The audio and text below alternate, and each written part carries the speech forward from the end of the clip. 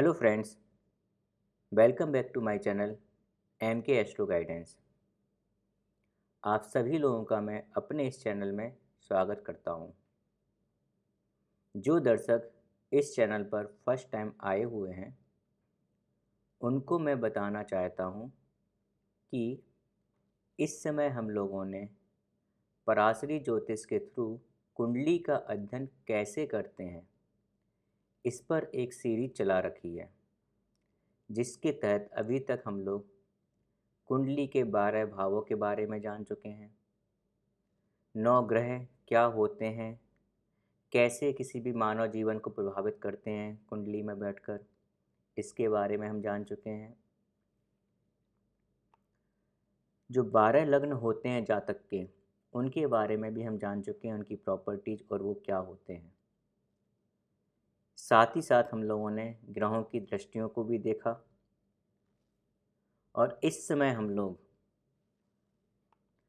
First का Lord जब second में बैठता है, फर्स्ट का लॉर्ड जब थर्ड में बैठता है, इट मीन्स कि किसी भी भाव का स्वामी जब वो कुंडली के किसी दूसरे भाव में बैठता है या अपने स्वयं के भाव में बैठता है तो उससे जातक के जीवन में क्या प्रभाव पड़ सकता है, इसकी हमने सीरीज चला रखी है करंटली।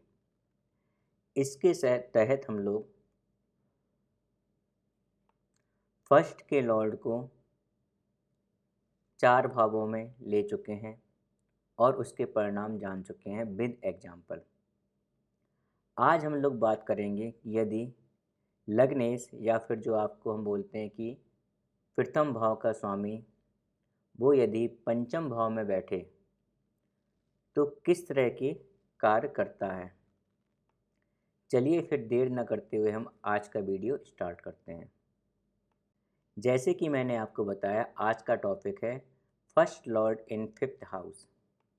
तो आपको याद ही होगा कि फर्स्ट हाउस जो होता है, जो कि आपका लग्न होता है, ये क्या होता है, ये किस चीज़ को रिप्रेजेंट करता है।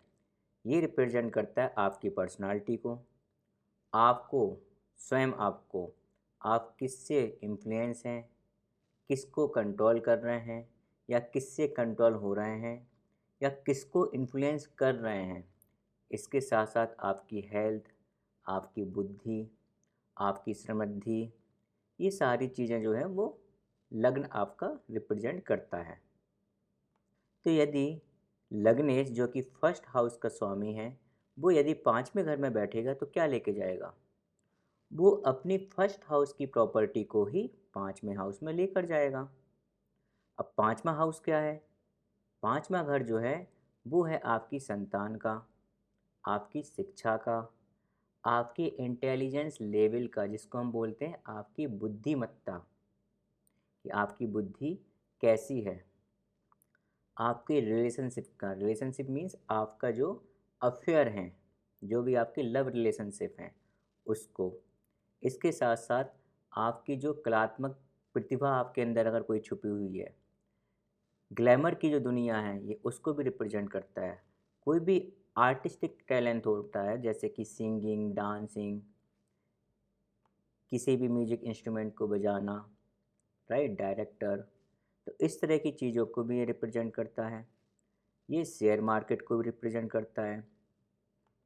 साथ ही साथ ये है आपके पूर्व जन्म के पुण्य, मतलब आपने अपने पिछले जन्मों में जो भी पुण्य कार्य किए थे वो सारा का सारा आपका 5th हाउस ही रिप्रेजेंट करता है। और जब आपका 5th हाउस एक्टिवेट होता है, इसका मतलब है कि आपने पूर्व जन्म में जितने भी पुण्य किए थे वो आपके एक्टिवेट हो चुके हैं। यदि आपने अच्छे कार्य किए होंगे, 5वें घर की स्थिति अच्छी होगी, उसमें जो लॉर्ड बैठा है वो अच्छा होगा, मतलब जो भी ग्रह बैठा है, और उसका जो लॉर्ड है उसकी स्थिति अच्छी होगी, तो आपको आपके पुण्य जन्मों के जो भी पुण्य थे पूर्व जन्मों के, उसके पूरे 100% प्रभाव देखने को मिल सकते हैं। तो जैसे कि आप जानते हैं, ग्रह क्या होता है, ग्रह होता है किसी भी रिजल्ट को देने के लिए एक एजेंट की तरह कार्य करता है। तो यहाँ पर क्या है, वो 5वें घर में बैठा था, अतः क्या करेगा, वो 5वें घर के आपको प्रभाव देगा, उसके रिजल्ट देगा। लेकिन कैसे देगा? उसके पास जो प्रॉपर्टी वो किसकी है? फर्स्ट हाउस की। तो वो क्या करेगा? वो फर्स्ट हाउस के थ्रू ही पाँचवें घर की जो भी रिजल्ट है वो आपको देने का प्रयास करेगा। अब यहाँ पर मैं आपको एक बात और बताना चाहूँगा कि जब फर्स्ट हाउस का संबंध फिफ्थ हाउस से होता है तो ये कुंडली के अंदर एक बहुत अच्छा राजयोग बनाता है। ये बहुत अच्छी पोजीशन है, क्योंकि यहाँ पर क्या हो रहा है, यहाँ पर आपका केंद्र, फर्स्ट हाउस को हम क्या मानते हैं? केंद्र। और फिफ्थ हाउस क्या है आपका? फिफ्थ हाउस है आपका त्रिकोण। तो यहाँ पर केंद्र का त्रिकोण से संबंध हो रहा है जो कि एक राजयोग बना रहा है। और किसी भी कुंडली में 1 5 9 का जो कॉम्बिनेशन होता है वो सबसे अच्छा माना जाता है। तो जब फर्स्ट का लॉर्ड फिफ्थ में बैठता है या फिफ्थ का लॉर्ड फर्स्ट में बैठता है, इस टाइम पर जो भी आपका संबंध बनता है पहले और पाँचवें घर से, आपस में जो उनका संबंध बनता है वो आपके लिए एक बहुत अच्छा गॉड ब्लेसिंग हो सकती है। तो जब फिफ्थ फर्स्ट हाउस में और फिफ्थ हाउस में संबंध होता है, मीन्स लग्न जब आपका पाँचवें घर में बैठता है तो क्या होता है, यदि ये स्थिति अच्छी है, पाँचवा घर पीड़ित नहीं है, तो ऐसा जातक, ऐसा व्यक्ति बहुत बुद्धिमान होता है। उसका जो इंटेलिजेंस लेवल होता है वो काफ़ी आगे होता है। जैसे कई बार आपने सुना होगा, आपने खुद ऐसे लोग देखे होंगे जिनका इंटेलिजेंस लेकर जहाँ पर हम सोचना बंद करते हैं उसके आगे सोचना स्टार्ट होता है। वो यही कॉम्बिनेशन है। और यदि इसी कॉम्बिनेशन में यहाँ पर बुध बैठ जाए तो बुध बुद्धि का कारक होता है, तो वो और अच्छा कर सकता है। ठीक है।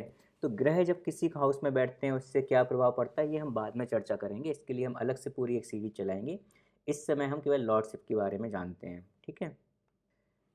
तो ये पोजीशन एक ऐसी पोजीशन है जो आपको बहुत इंटेलिजेंट बनाती है। साथ ही आपका शिक्षा जो है, आपकी एजुकेशन, ऐसे जातक अच्छा खासा एजुकेटेड होते हैं, इवन उच्च शिक्षा भी प्राप्त कर सकते हैं।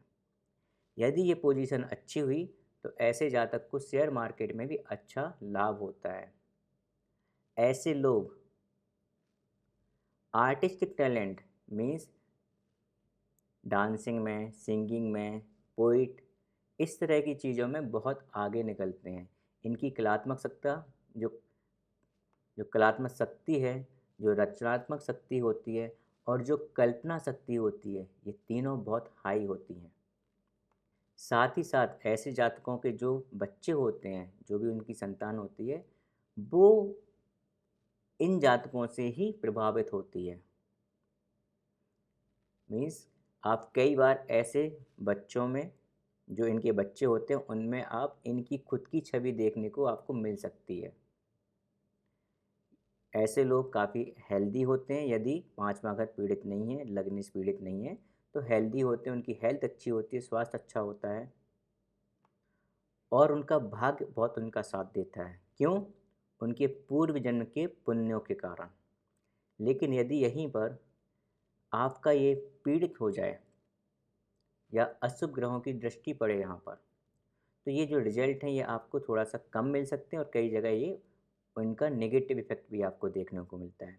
नेगेटिव इफ़ेक्ट में क्या होता है, आपकी संतान के जो बर्थ में प्रॉब्लम हो सकती है, संतान देरी से पैदा हो सकती है, संतान को भी कष्ट हो सकता है।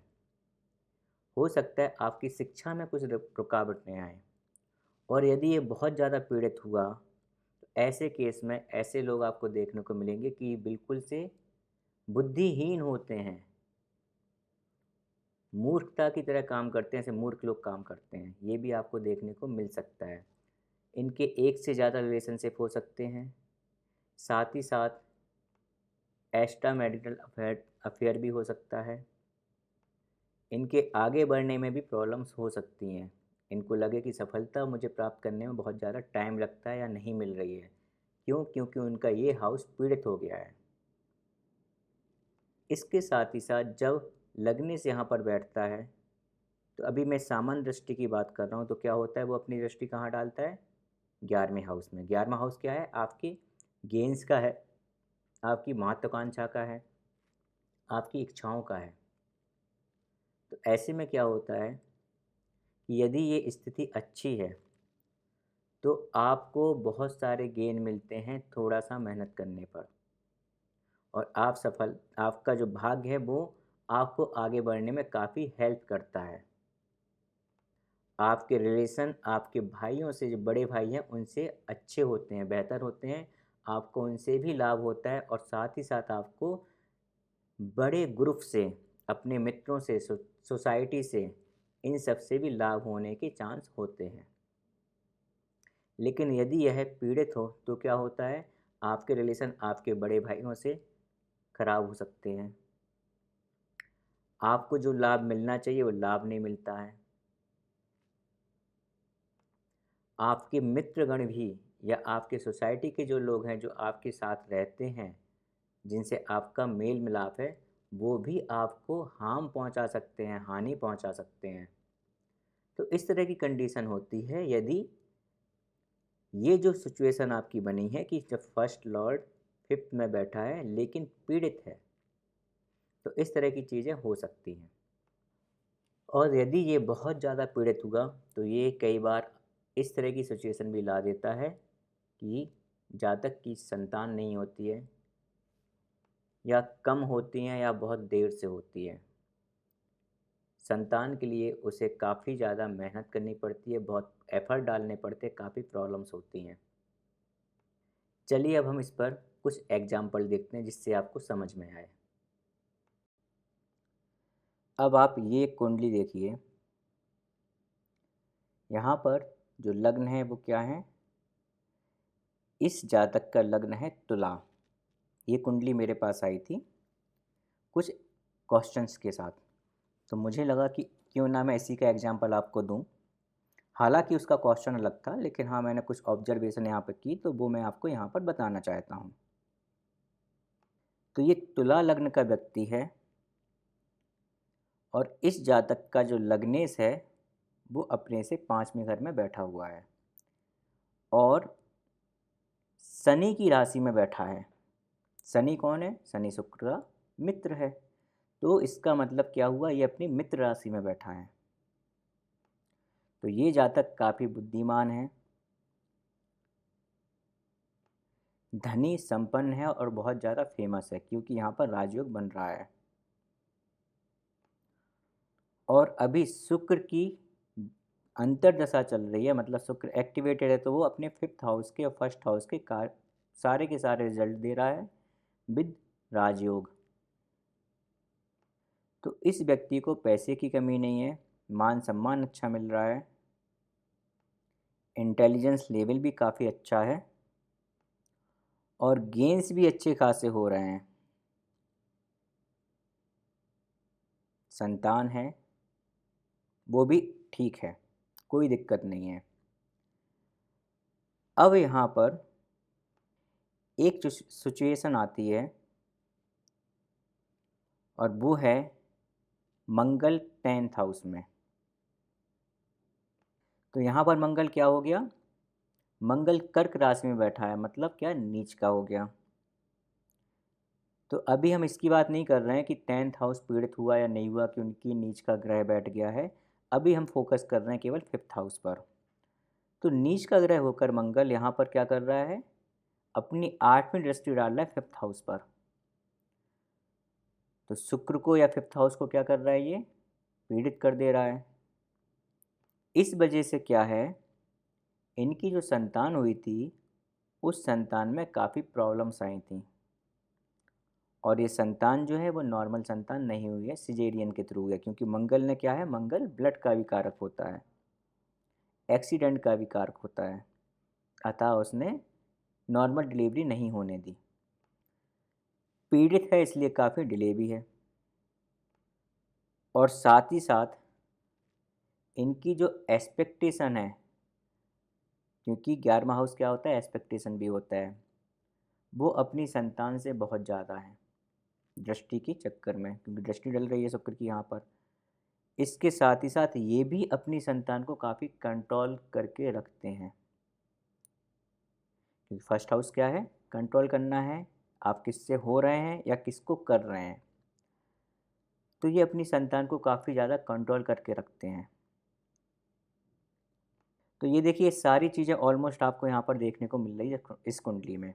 इसी तरीके से आप अपनी कुंडली में देखिए, यदि आपकी कुंडली में फर्स्ट हाउस और फिफ्थ हाउस के बीच संबंध हैं, तो किस तरह की चीज़ें हो सकती हैं। और स्पेशली यदि आपका फिफ्थ हाउस एक्टिवेटेड है, तो आपको ये परिणाम बहुत ज़्यादा देखने को मिलेंगे।